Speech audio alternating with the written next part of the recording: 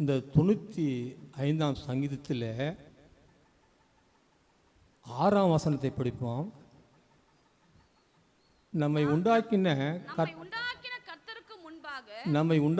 கர்த்தருக்கு முன்பாக நாம் பணிந்து குனிந்து வாருங்கள். 7வது வசனமா, அவர் நம்முடைய தேவன்,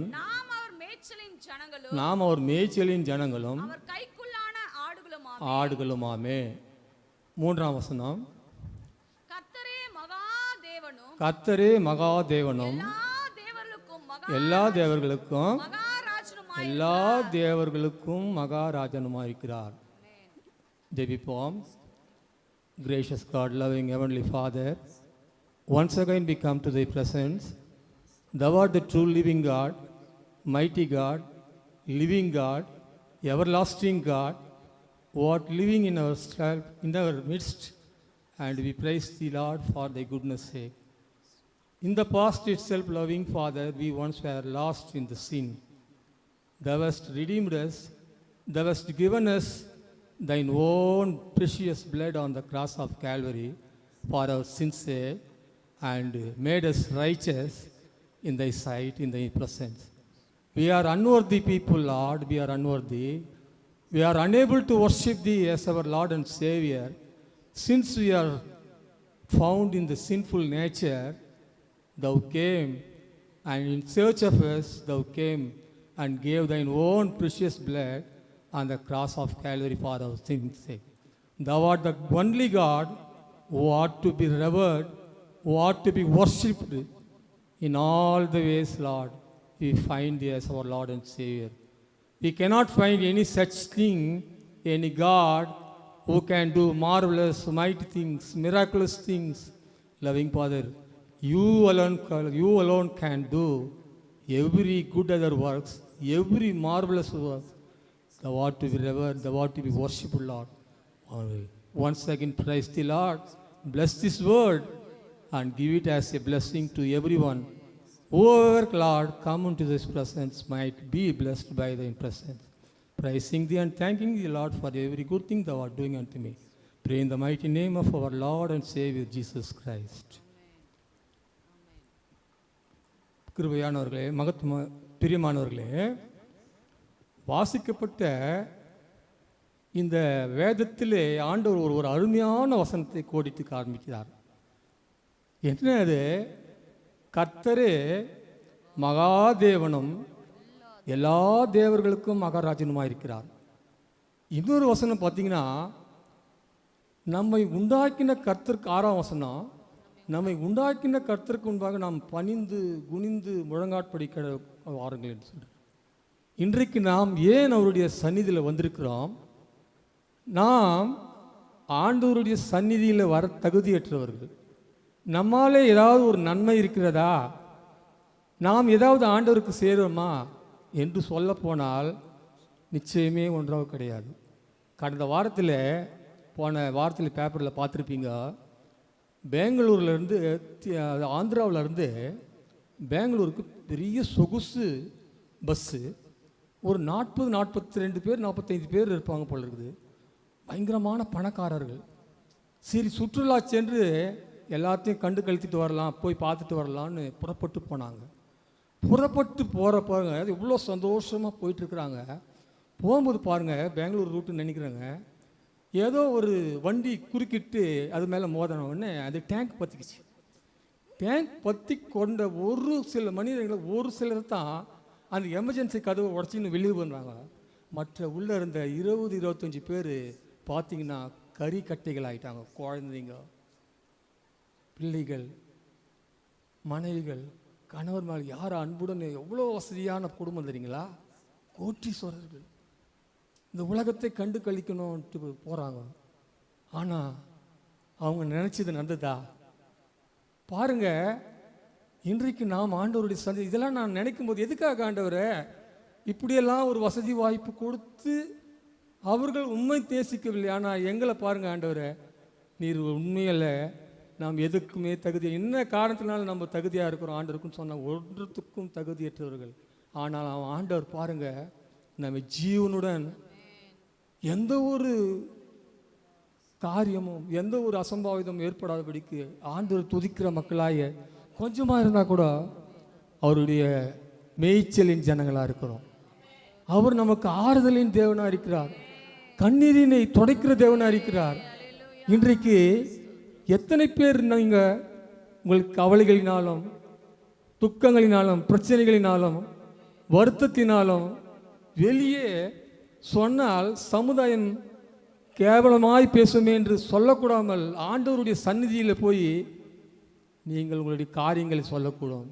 ஆனால் தேவன் மகாதேவன், நம்ம ரட்சிக்கிற தேவன், நம்ம ஆறுதல் அளிக்கிற தேவன்.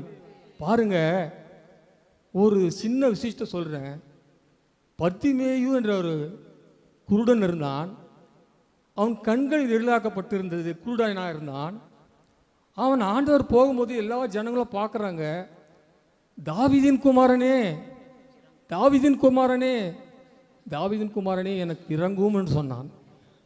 அவனுக்கு எப்படி தாவீதின் குமாரன்னு தெரியும்? அவன் குருடன். அவன் சிறு வயதிலிருந்தே, பிறக்கப்பட்டதிலிருந்தே அவன் குருடன். அவன் ஆண்டவரை பற்றி எப்படி தெரிந்திருக்க முடியும்? ஆண்டவர் தாவீதின் வம்சத்தில் தான் பிறந்தார்ன்றதுனால தான் அவன் ஆபிரகாமின் குமாரனே, ஈசாக்கின் குமாரனே, யாக்கோபின் குமாரனே சொல்லலை. அவன் சொல்கிறான் தாவீதின் குமாரனே. அப்படின்னா தாவீதின் வம்சத்தில் வந்தவர். அவர் மரியாள் வயிற்றில் பிறந்த மரியாளின் குமாரனே, இல்லை யோசேப்பு தகப்பனாக இருந்தான் அந்த குமாரனேன்னு சொல்லலை. எப்படி? தன் தேவனை அவன் அறிந்திருந்தான். விசுவாசத்தினாலே அவன் கேள்விப்பட்டான். அதனால் அவன் தாவீதின் குமாரனே, தாவீது பிரியமானவர், தாவீது ஆண்டவனுக்கு பிரியமானவன் நடந்தபடினால அந்த தாவீதை குறித்து அவன் அறிந்திருந்தான். அதனால தான் தாவீதின் குமாரனே எனக்கு இறங்கும், எனக்கு இறங்கும்னா. அதனால தான் பாருங்க, அவனுடைய விசுவாசத்தை கண்டு தான் அவனுடைய கண்களை தொட்டு சுகமாக்குறாரு. ஒரு சில இடங்களில் பார்த்தீங்கன்னா விசுவாசம் இல்லைன்னா அந்த இடத்துல ஆண்டவர் கிரியை செய்கிறதுக்கு வாய்ப்பே இல்லாமல் போயிடுது. ஏன் லாசருனுடைய கல்லறையில் ஆண்டவர் கண்ணீர் விட்டார் தெரியுங்களா? இயேசு கண்ணீர் விட்டாராம். எதற்கு கண்ணீர் விட்டார்? லூக்கா 10ஆம் அதிகாரம், நான் கொடுக்கப்பட்ட நேரம் சீக்கிரம் முடிச்சிடுறேங்க. லூக்கா 10ஆம் அதிகாரம்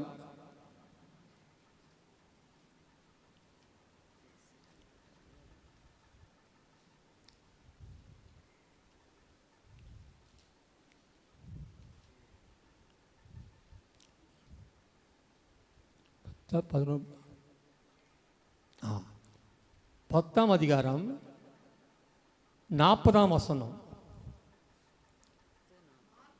மார்த்தாலோ பற்பல வேலைகளை செய்வதில் மிகவும் வருத்தமடைந்து அவரிடத்தில் வந்து, ஆண்டவரே, நான் தனியே வேலை செய்யும்படி என் சகோதரி என்னை விட்டு வந்திருக்கிறது குறித்து உமக்கு கவலை இல்லையா? எனக்கு உதவி செய்யும்படி அவளுக்கு சொல்லும் என்றால். இயேசு அவளுக்கு பிரயோத்திரமாக, படிமா, இயேசு அவளுக்கு பிரயோத்திரமாக, மார்த்தாலே மார்த்தாலே, நீ அநேக காரியங்களை குறித்து கவலைப்பட்டு கலங்குகிறாய். தேவையானது ஒன்றே. மரியாள் தன்னை விட்டு எடுபடாத நல்ல பங்கை தெரிந்து கொண்டாள் என்றார். பாருங்க, மரியாள் கூட ஆண்டவருக்கு நேசிக்கிறா, ஆண்டவருக்கு பணிவிடை செய்கிறா, ஆண்டவருக்கு பற்பல வேலைகளை செய்கிறா. ஏன்னா இயேசுவோடு வந்தவர்கள் 12 சீடர்கள், இவரோட சேர்த்து 13. அந்த குடும்பத்தில் ஒரு 3 பேர் இருக்கிறாங்க, லாசரு, மார்த்தாள், மரியாள். அவங்களெல்லாம் சேர்த்தா 16 பேருக்கு செய்யணுன்னா ஒரு தனிப்பட்ட ஆள் செய்ய முடியாது. ஒரு தனிப்பட்ட ஆள் போயிட்டு ஒரு வேலையை செய்யணுன்னா ரொம்ப கஷ்டம். 2 பேருக்கு செய்கிறதுக்கே இன்னும் நம்ம முறுமுறுக்கிறோம், ஒரு கணவன் மணிக்கு 2 பசங்களுக்கு செய்கிறதுக்கு. ஆனால் இவங்க அத்தனை பேருக்கு செய்யணும். அவள் கோபித்தது நியாயம்தான். ஆனால் ஆண்டவர் இவ போய் சொன்ன உடனே, ஓ என்னம்மா தங்கச்சி உங்கள் அக்கா சொல்கிற மாதிரி வச்சுக்கணுமா, போய் கூட வேலை செய்யுமான்னு சொல்லுவார்னு அவள் எதிர்பார்த்தா. ஆனால் ஆண்டவருடைய காரியங்கள் அப்படி கிடையாது. பாருங்க, அவள் ஆண்டவருடைய பாதத்தில் உட்காந்து அவருடைய வார்த்தைகளை கேட்டு கொண்டிருக்கிறாளாம். நம்ம சகோதரி எங்கே கஷ்டப்பட்டுக்கிறாங்களோ அதெல்லாம் அவளுக்கு மைண்ட்லேயே வரல. அப்படி தான் ஆண்டவரை நாம் நோக்கி பார்த்து கொண்டிருந்தோமானால் நம்மளுக்கு உலகத்தின் கவலைகள் தெரியாது, உலகத்தின் பிரச்சனைகள் என்ன நடந்து கொண்டிருக்கிறதுன்னு தெரியாது, நம்மளை சுற்றி என்ன நெருங்கி இருக்கிற பாரங்கள் என்னன்னு தெரியாது. நாம் அவையெல்லாம் விட்டு ஆண்டவருடைய பாதத்தில் உட்காரும்போது ஆண்டவர் நம்மளுக்கு அதிசயங்களை செய்கிற தேவனாக இருக்கிறார். அப்போ தான் சொல்கிறாரு, மார்த்தாலே மரியாலே மரியாலே, மார்த்தாலே மார்த்தாலே அநேக காரியங்களை. சகோதரியே சகோதரனே, இன்றைக்கு நாம் அநேக காரியங்கள் இந்த உலகத்தில் என்ன செய்கிறோம்? ஐயோ நம்ம பிள்ளைங்களுக்கு வளர்ந்துட்டாங்களே, நம்ம பிள்ளைங்களுக்கு நம்ம என்ன சேர்த்து வச்சுருக்கிறோம்? ஐயோ ஒரு வீடு வாசல் இல்லையே, ஐயோ நாளைக்கு கல்யாணம் பண்ணி கொடுக்கணுமே, நம்மளுக்கு பணம் இல்லையே, நகை இல்லையே, நம்ம பகலை யார் கல்யாணம் பண்ணி கொண்டு போவாங்க, நம்ம பொண்ணை யார் கல்யாணம் பண்ணுவாங்க, என் புருஷன் இப்படி இருக்கிறானே, என் மனைவி இப்படி இருக்கிறாள், அநேக காரியங்களை குறித்து கவலைப்பட்டு தேவையானது ஒன்று மரியாள் தன்னை விட்டு எடுப்படாத சொல்ல வந்த காரியங்கள் சொல்கிறோம் பாருங்க. இந்த மார்த்தாள் மாதிரி ஆண்டவருடைய பாதத்தில் பாருங்க, மரியாள் ஆண்டவருடைய பாதத்தில் உட்கார்ந்து எப்படி ஆண்டவருடைய காரியங்களை மட்டும் ஆண்டவருக்குரிய ராஜ்யத்தை மட்டும் தேடினாலோ, தேவனுக்குரிய காரியங்களை மட்டும், தேவனுடைய ராஜ்யத்தை தேடுங்கள் அப்போது இவைகளெல்லாம் உங்களுக்கு கூட போடுங்க. அந்த ராஜ்யத்தை மட்டும் நம்ம தேடணும்னா உன்னுடைய கணவன் கவலையோ, உன்னுடைய மனைவி கவலையோ, உன்னுடைய பிள்ளை குறித்த கவலையோ, உன் வேலை குறித்த பாரமோ எதுவும் ஒன்றும் பண்ண முடியாது. இந்த வாரத்தில் வேலைக்கு வர முடியாது. நீங்கள் என்ன கிறிஸ்துவங்க பக்தி பக்தி பக்தின்னு சொல்கிறீங்க, நீங்கள் நின்றுட்டு வேறு வேலை பார்க்கலாமே. ஐயா நான் வேலை பார்க்குறேன், எனக்கு வேலையே வேணாம், பரவாயில்ல, நீங்கள் எனக்கு ஃபோன் பண்ணலன்னா கூட பரவாயில்ல, என்னுடைய ஆண்டவர் அவமதிக்கிறதுக்கு நான் உனக்கு இடம் கொடுக்க மாட்டேன், எனக்கு தரமாட்டேன், வேலை தேவையில்லை, நான் இந்த வாரத்துலேருந்து வரமாட்டேன் அப்படின்னு சொல்லிட்டு அந்த மறுநாள் போய் ட்ரெயினில் கூட ஏறல. ஐயா தெரியாது சொல்லிவிட்டேன் வாங்க. ஏன்னா நம்முடைய தேவன் அப்படிப்பட்ட தேவனுங்க. நான் எதை பற்றியும் கவலை, நம்ம எல்லாரும் வாட்ஸ்அப் பண்ணுறாங்க, எனக்கு ஒரு கண்ணீர் வருது. என்னடா ஆண்டவருடைய பிள்ளைகள் கொஞ்சம் தான் நம்ம சபையில் ஏன் இடம் காலியாக இருக்குமே நான் நினச்சி பார்ப்பேன். ஆண்டவரே இந்த வேலைன்றது எனக்கு ஒரு தடையாக இருக்கக்கூடாது. நீர் வரி கட்டுறதுக்கு பேதர்கிட்ட சொல்கிறாரு ஆண்டவர், எல்லாரும் வரி கட்டணுமேன்றாரு. ராயனுக்கு தேவனுக்கு சொல்லுங்கன்றாரு. அவர் யாருக்குமே இடலாம் இல்லை. நீ போ மீனில் போடு, ஒரு மீன் வரும், அதுலேருந்து வெள்ளி பணத்தை எடுத்துன்னு வந்து கட்டுறாரு. எவ்வளவு அதிசயமான தேவன். ஏன் அவர் நினச்சிருந்தா அப்படின்ட்டு கொடுத்துடக்கூடாதா? அப்படிலாம் செய்யலை. நீ அவருடைய அதிசயத்தை கண்ணால் பார்க்கணும். ஆண்டவர் உன்னுடைய அதிசயத்தை பார்க்கும்போது தான் உனக்கு அப்படிப்பட்ட காரியங்களை வாய்க்கு செய்வான். லாசரு மரித்து விட்டான். மரித்து விட்ட பிறகு அங்கே மார்த்தாள் தான் ஓடுறா, மார்த்தாள் தான் போடுறா, மரியாள் ஓடலை. தேவனுடைய பாதத்திலேயே உட்கார்ந்து அவருடைய வார்த்தைகளை கேட்டுக்கொண்டிருந்தவள் விசுவாசத்தை இழந்து போனாள். அரைக்குறை விசுவாசம். மார்த்தாள் அப்படி கிடையாது, ஏந்து ஓடுற. நீங்கள் இங்கே இருந்திருந்தா எடுத்து படிக்க நேரம் இல்லை. ஆண்டவரே நீங்கள் இங்கே இருந்திருந்தீங்கன்னா நிச்சயமாக என் தம்பி செத்துருக்க மாட்டான். ஏன்னா தம்பி மேலே அவ்வளோ நான் நினச்சிருக்கேன், பிள்ளைங்க மேலே தான் ரொம்ப பாசம் வைப்பாங்கன்னு நினைக்கிறேன். இந்த வேதத்தில் பார்த்தீங்கன்னா தம்பி மேலே அவ்வளோ ஒரு பாசம் வச்சுருக்கிறான். பெரிய பணக்கார குடும்பம். ஆனால் ஆண்டவர் மேலே நம்பிக்கை விசுவாசம், அதே நேரத்தில் தன்னுடைய தம்பி மேலேயும் விசுவாசம். நீர் இங்கே இருந்ததில் மறிச்சிருக்க மாட்டான் ஆண்டவர். அப்போ என்னை விசுவாசித்தால் இதை விட மேன்மையான காரியங்களை காண்பேன். மரியாள் கூட பாருங்கள், கேள்விப்பட்டு வந்து ஒரு அனாவசியமாக ஆண்டவர்கிட்ட பேசுகிறா. நீர் இங்கே இருந்திருந்தா கடைசி நாளில் ஏந்திருப்பான், அது எல்லோரும் தான் ஏந்திருப்பாங்க, எங்களுக்கு தெரியாதா? அது எங்களுக்கு தெரியும் ஆண்டவர், எல்லாம் தான் ஏந்திருப்பாங்க. ஆண்டவர் இப்போ நடக்கிற காரியத்தை சொல்லுறாரு. நாம் என்ன நினைக்கிறோம், அது அப்படி தான் ஆண்டவர், கடைசி நாளில் எல்லாம் ஏந்திருப்பாங்க ஆண்டவர் அப்படின்னு ஒரு அனாவசியமாக பதில் சொல்கிறார். ஆண்டவர் கண்ணீர் விட்டாராம். ஏன் கண்ணீர் விட்டார் தெரியுங்களா? அவர்னால எழுப்ப முடியல. லாசர் எழுப்பாமல் போயிட்டுமே, எல்லாரும் நம்மளை கேவலமாக பேசுகிற மாதிரி நினச்சிட்டாங்களே. இல்லை, தேவனுடைய காரியம் தனக்கு வரணும். திராட்சை ரசத்தை கூட திராட்சை ரசம் இல்லைன்னு சொல்லும்போது ஆண்டவர் என்ன சொல்றாரு, தன்னுடைய தாய்க்கே என்ன சொல்றாரு, ஸ்திரீயே அப்படின்ற. ஸ்திரீயேன்னா ஏமா அப்படின்ற மரியாதை இல்லை. ஒரு தாயை வந்து அம்மான்னு சொல்லணும், ஆனால் ஸ்திரீயே என்றாரு. தேவனுக்கு அடுத்த காரியங்கள் வரும்போது தாயை கூட பின்னால் வச்சிடறாரு ஆண்டவர். ஒரு சமயம் தன்னுடைய சகோதரர்கள் எல்லாரும் வந்து பார்க்க வராங்க. சொல்கிறாங்க, அவங்க அப்பா அம்மாலாம் அம்மாலாம் வந்திருக்கிறாங்க பார்க்கறதுக்கு. யார் எனக்கு சகோதரர்கள் கேட்குறாரு ஆண்டவர். இந்த வசனத்தின்படி நடக்கிறவங்க தான் எனக்கு என்னுடைய சகோதரர்கள். என்ன ஒரு அப்போ அந்த தாய்க்கு எவ்வளோ ஒரு கஷ்டம் இருக்கும்.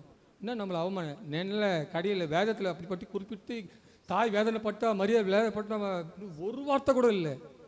ஏன் கண்ணீர் விட்டார் அப்படின்னு சொன்னால், உன்னுடைய அவிசுவாசத்தை என்ன இவ்வளோ நாள் இந்த சீடர்களாட்டம் சரி மார்த்தாள் மரியாள் வீட்டுக்கு எத்தனை முறை போயிருக்கிறோம், என்னுடைய வசனத்தை பாகத்தடியிலே உட்காந்து கேட்டுன்னு இருந்தால அவளுக்கு கூட நம்பிக்கை இல்லையேன்னு அவர்களுடைய விசுவாசத்தை கண்டு ஆண்டவர் கண்ணீர் விட்டாராம்.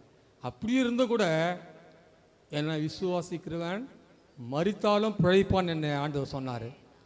கண்டாங்களா இல்லையா? அந்த விசுவாசத்தை கண்டவன எழுப்பினாரா இல்லையா? ஏன் ஆண்டவர் கண்ணீர் விடணும்?